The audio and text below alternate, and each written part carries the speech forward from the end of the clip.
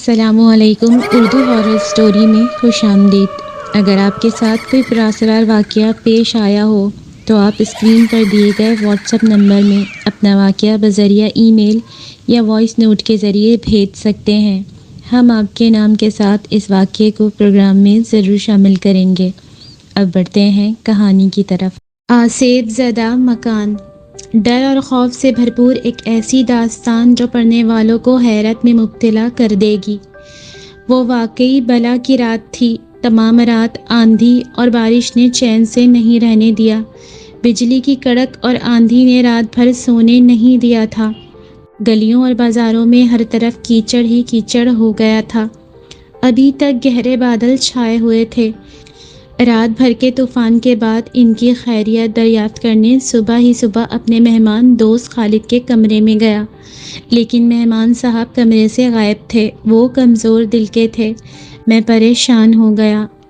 میں نے سوچا کہ موسم کو خوشگوار جان کر خالد صاحب ہوا خوری کے لیے باہر نکل گئے ہوں گے اور رات میں بارش نے آن لیا ہوگا۔ میں پلٹ گیا۔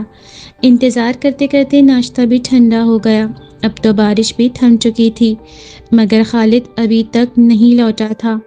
موسم خوشگوار طور پر خنک تھا۔ میں برآمدے میں آرام سے کرسی پر بیٹھا تھا اور بازار کی ہر دم بڑھتی ہوئی رونق میں اسے تلاش کر رہا تھا۔ ہر راہگیر کو تکتے تکتے میری آنکھیں بھی تھک گئیں تو میں نے وقت گزارنے کے لیے اخبار کا سہارا لیا۔ سارا کا سارا اخبار پڑھ ڈالا، تمام اشتہار بھی دیکھ ڈالے، مگر دھیان محترم مہمان کی طرف رہا۔ ہر لمحہ میری تشویش بڑھ رہی تھی، مگر انتظار کے سوا اور کر بھی کیا سکتا تھا؟ وہ بچہ تو تھا نہیں کہ کوئی اسے اٹھا کر لے جاتا یا راستہ بھول جاتا۔ اس کے انتظار نے مجھے الجھن میں ڈال دیا تھا۔ کچھ نہیں سوچتا تھا کہ کیا کیا جائے اور کیا نہ کیا جائے۔ آخر کوئی 2 گھنٹے کی پریشانی کے بعد کیا دیکھتا ہوں کہ خالد صاحب چلے آ رہے ہیں، جوتا ہاتھ میں پائچے اٹھائے اور چھڑی بغل میں دبائے۔ جناب چلے آ رہے ہیں۔ ان کے قریب آتے ہی میں نے کہا، واہ خالد، اتنی لمبی سیر! تمہارے انتظار میں تو ناشتہ کئی بار ٹھنڈا ہو گیا اور میری انتڑیاں قل ہو اللہ پڑھ رہی ہیں۔ عزیز دوست، تم جلدی سے اپنا سامان باندھ لو۔ خالد نے کیچڑ سے لت پت اپنے ہاتھ پاؤں جھٹکتے ہوئے گھبراتے ہوئے لہجے میں کہا تو میں یکدم پریشان ہو گیا کہ ان کو کیا ہوا ہے۔ خیر ہے خالد، آخر بات کیا ہے؟ میں نے حیرانی سے پوچھا۔ تمہیں تو جیسے کچھ معلوم ہی نہیں۔ نئے زمانے کے جو ٹھہرے، سنجیدگی سے کہتا ہوں، ہاں، بال بچے والے آدمی کا ایسے مکان میں رہنا اچھا نہیں جس کا ماحول ڈراؤنا ہو اور رات بھی مشکل میں گزرے۔ میں کہہ رہا ہوں، کیا مکان بے پردہ ہے؟ میں نے پوچھا۔ مجھے خیال گزرا کہ شاید مکان کی بناوٹ خالد کو پسند نہیں آئی، اس لیے وہ کہہ رہا ہوگا، نہیں بے پردہ نہیں، بس میرے کہنے پر مکان بدل ڈالو۔ میں صبح سے اسی لیے مارا مارا پھرتا رہا ہوں۔ صدر بازار میں ایک نہایت عمدہ مکان دیکھ آیا ہوں، یہ لو اس کی چابی۔ خالد کے لہجے میں خوف، گھبراہٹ اور التجا کے ملے جلے جذبات پوشیدہ تھے۔ میں حیران تھا کہ یہ کیا ہو رہا ہے۔ اللہ خیر کرے، کوئی ایسی بات ضرور ہے جو مجھ پر آشکار ہونے والی ہے، لیکن مجھے بھی تو کچھ معلوم ہو، ایسا ہوا کیا ہے؟ میں نے حیرانی اور تجسس سے بات کی تہہ میں پہنچنے کے لیے خالد کو جواب دیا۔ میں بھی پریشان ہو رہا تھا۔ خالد زوردار آواز میں مجھ سے مخاطب ہوا، کچھ پتہ بھی ہے تمہیں؟ اتنے عرصے سے یہاں رہ رہے ہو اور ابھی تک یہ معلوم نہیں کہ یہ مکان بہت بھاری ہے؟ بھاری؟ یعنی تمہارا مطلب ہے آسیب زدہ؟ ہاں بھاری، آسیب زدہ۔ یہاں جان کا خطرہ ہے، کیا خبر کوئی بچہ بھی ڈر جائے اور اس کے ڈرنے کا انجام موت کے سوا کچھ نہیں ہے۔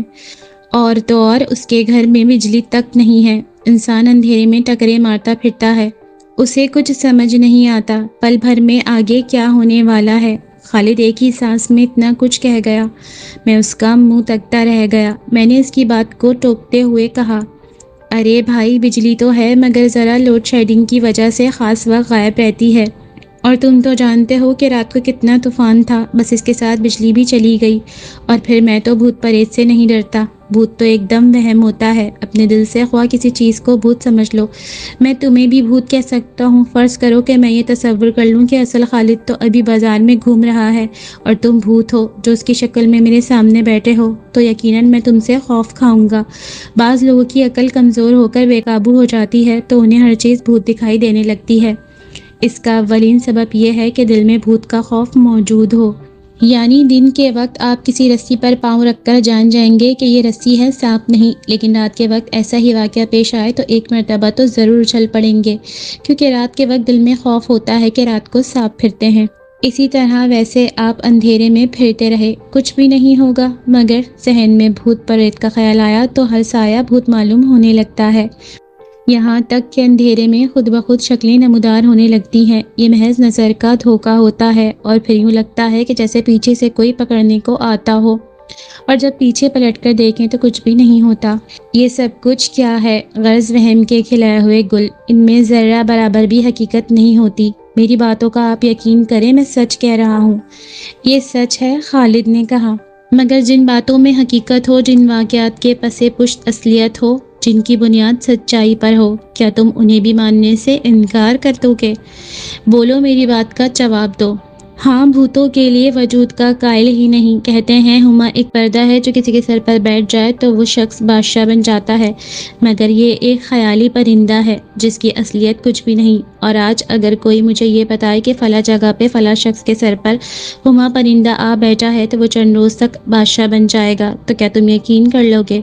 ہرگز نہیں، بالکل یہی حال بھوتوں کا ہے خالد۔ تمہاری تو عقل ہی ماری گئی ہے۔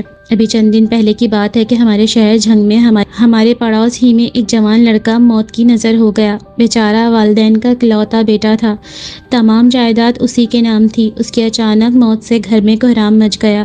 اب تک اس گھر میں سوگ منایا جا رہا ہے۔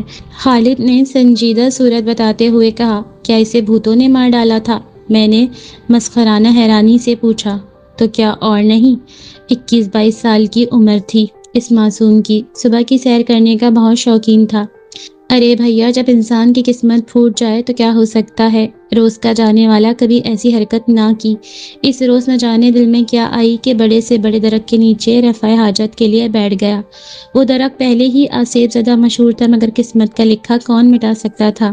ابھی وہ وہیں بیٹھا تھا کہ گردن پر کوئی سفید چیز آ کر گری اور ساتھ ہی چپک گئی۔ اس وقت تو اس نے سمجھا کہ کسی پرندے کی بیٹ ہے، مگر چند روز کے بعد اسے بخار ہوا، آنکھ اور ناک سے پانی بہنا شروع ہو گیا۔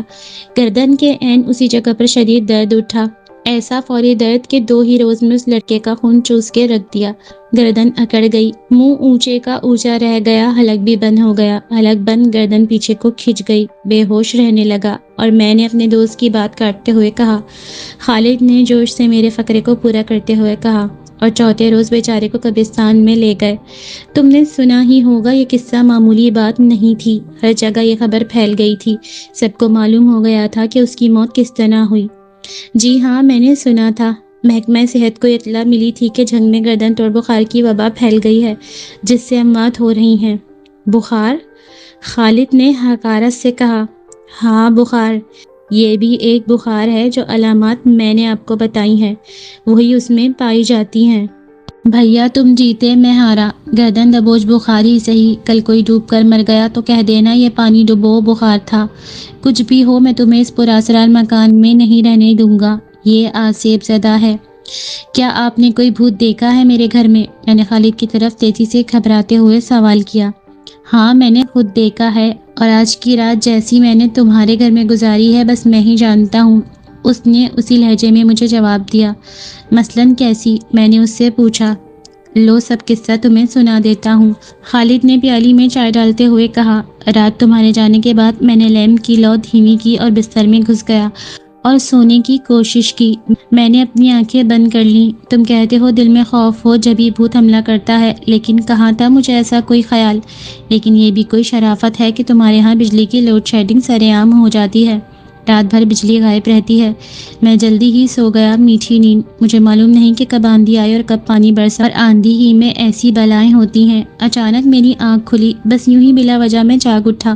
سب دروازے بند تھے، لیمپ شاید بجھ چکا تھا، ہر طرف سکون طاری تھا۔ میں نے پھر سونے کی کوشش کی، مگر نیند تو جیسے کوسوں دور بھاگ گئی تھی۔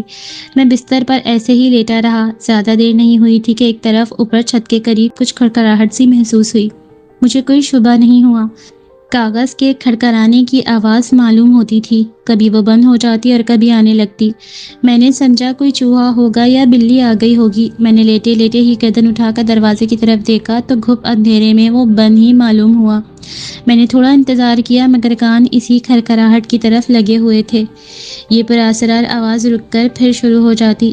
میں نے چوہا سمجھ کر ہچکارا مگر بے سود، اس آواز کے تواتر میں کوئی فرق نہ آیا۔ میں حیران ہو گیا کہ آخر ماجرا کیا ہے۔ سوؤں تو نیند نہ آئے اور جاگوں تو آواز ستائے۔ عجیب شش و پنج میں تھا۔ میری پریشانی بڑھتی ہی گئی۔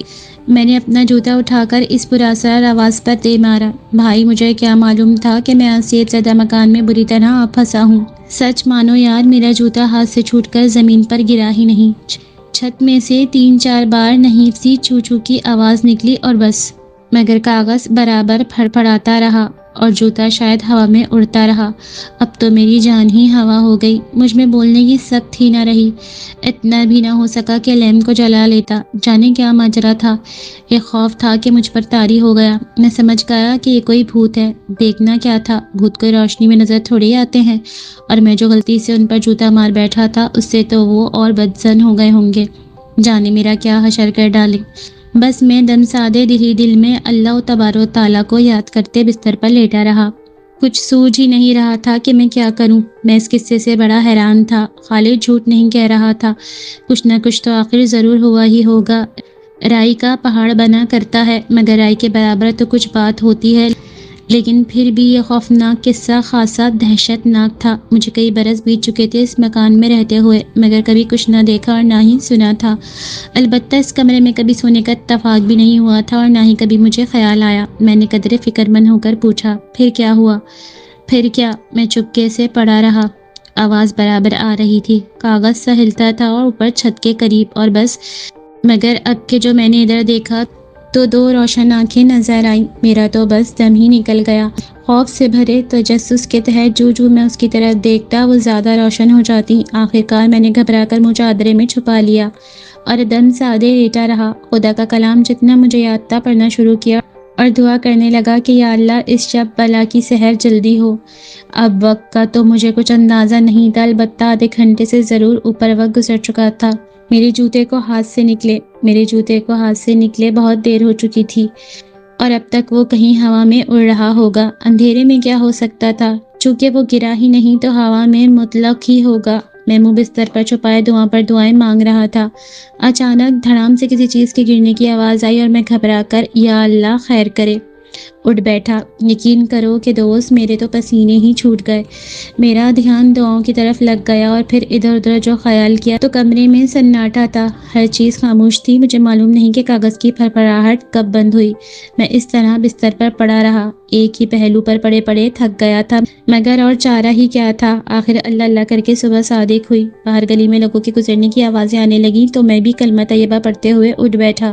تو یہ ہے میری رات کی خوفناک کہانی۔ تم مانو یا نہ مانو میں تمہیں اس گھر میں نہیں رہنے دوں گا۔ ایسی جگہوں سے ڈرنا ہی چاہیے۔ جیسے ہی غلطی سے آواز پر اپنا جوتا مار بیٹھا تھا، ایسے ہی باری تعالیٰ نہ کرے کوئی بال بچہ کچھ حرکت کر بیٹھے، خواہ مخواہ خطرے میں رہنے سے کیا فائدہ۔ میں نے تھکاوٹ کا ایک سانس لیا۔ میں حیران ہو رہا تھا کہ یہ سب کچھ میں نے کیا سنا تھا۔ سب بیان کردہ واقعے کی طرف اگر خیال کرتا تو یہ سب کچھ جھوٹ معلوم ہوتا، اور جو اپنے مہمان کی صورت دیکھتا تو دل میں آتا ممکن ہے کچھ ہو۔ آخر میں نے خالد سے پوچھا، آپ کا جوتا پھر ملا یا نہیں؟ مل گیا۔ صبح جو اٹھا تو وہ کمرے کے درمیان میں پڑا ہوا تھا۔ میں نے کچھ سوچتے ہوئے خالد سے کہا، اچھا چلتے ہیں، مگر دوپہر کا کھانا تو یہیں پر کھائیں گے۔ اچھا چلو ٹھیک ہے، ایسے ہی صحیح، خالد نے کہا۔ تمہاری مرضی ہے، میں تو رکتا ہوں، مگر آج کی رات میں نہیں سونے کا۔ میرا پہلے ہی رات کے پراسرار واقعے سے برا حال ہے۔ اب ہم دونوں خاموش تھے۔ خالد تو شاید اپنے ذہن میں اس گھر میں رہنے سے ناقابل یقین پیش آنے والے واقعات کا خاکہ کھینچ رہے تھے، مگر میں اس واقعے کو جھوٹا ثابت کرنے کی کوشش میں تھا۔ میں کس طرح برداشت کر سکتا تھا کہ میرے ہی گھر میں کوئی ایسا واقعہ پیش آئے اور میرے اتنے عرصے کا عقیدہ راکھ کی طرح بکھر جائے۔ میں کئی برس سے اس مکان میں رہائش پذیر تھا۔ اس دوران کوئی ناخوشگوار واقعہ رونما نہیں ہوا۔ میں گہری سوچوں میں پڑ گیا۔ ذہن نے بہت ہاتھ پاؤں مارے مگر کچھ سمجھ نہ آیا۔ تصور میں سب واقعہ کئی بار دہرایا گیا مگر بے سود۔ اخبار کے کئی ورق دیکھ ڈالے، بہت سی تصویروں پر نظر جما کر سوچا مگر لا حاصل۔ آخر میں ہار کر اٹھا، اس کمرے کے دروازے میں آ کر کھڑا ہو گیا جہاں رات خالد نے گزاری تھی۔ वहाँ कुछ भी गैर मामूली नहीं था। वही कमरा, वही पलंग, वही बिस्तर, वही मेज़, वही अलमारी। कुछ भी तो बदला हुआ नहीं था। मैं ख्यालों में गर्क था और ये सोच रहा था कि रात को इस खालिद बेचारे के साथ क्या हुआ। सोचते सोचते मैं आगे बढ़ गया और फिर आहिस्ता से पलंग पर जाकर बैठ गया। इतने में अचानक एक कागज़ के फड़फड़ाने की आवाज़ आई। वो ऊपर से आ रही थी। छत के नज़दीक से मैंने उधर नज़र उठाकर देखा। रोशनदान में लगा हुआ एक कागज़ हवा से हिल रहा था। शीशा टूट जाने पर वहाँ किसी ने कागज़ चिपका दिया था, जो एक तरफ से शायद अच्छी तरह से चिपका नहीं था।